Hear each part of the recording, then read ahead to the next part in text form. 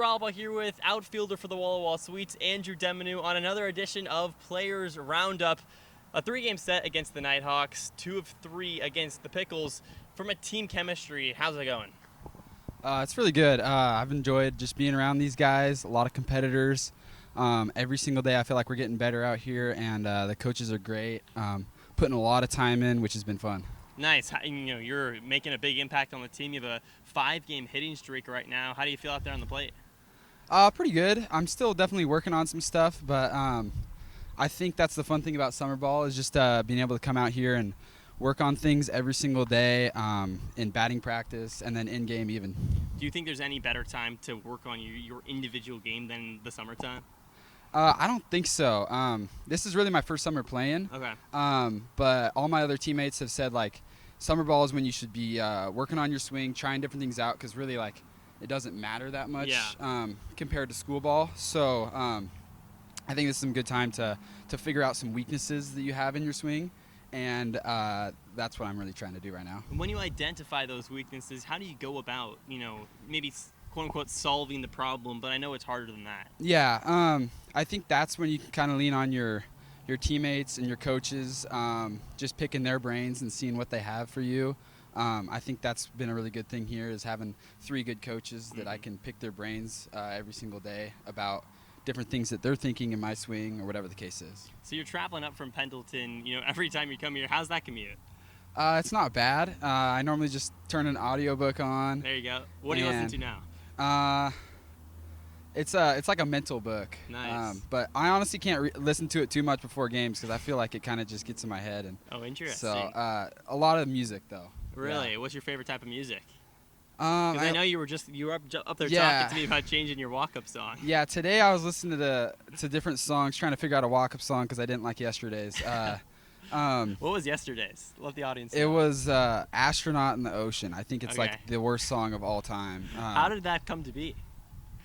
So because I was on a 10-day, I didn't have a song, and so I was kind of just doing the random song, and it was pretty good. For a while, it was like the Santeria, which was fun. Okay. That was a good one, and I was enjoying that. But then yesterday they put that Astronaut in the Ocean song on. I was trying to get in the box as fast as I could. Yeah, you told me you were just kind of trying to get up there and get going. Yeah, I was not having it, and then I come back in the dugout, and my whole team was making fun of me, so I had to change it today. You think it's any worse than Nikhil Beasley going up to Unwritten?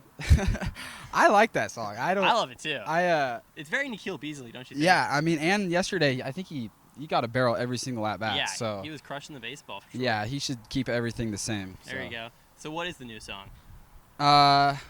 It is. Or are you still workshopping it? I'm still workshopping it. There was a couple different options. I asked some of my friends too, and just asked them, but yeah. Do you think it actually matters, the walk-up songs? I honestly think it does. Like, okay. It's all right. I like it. The conviction. Yeah, I've heard of people like when they're in a struggling, in a slump or whatever, they'll change their walk-up song, and sometimes that's all you need. So there you go.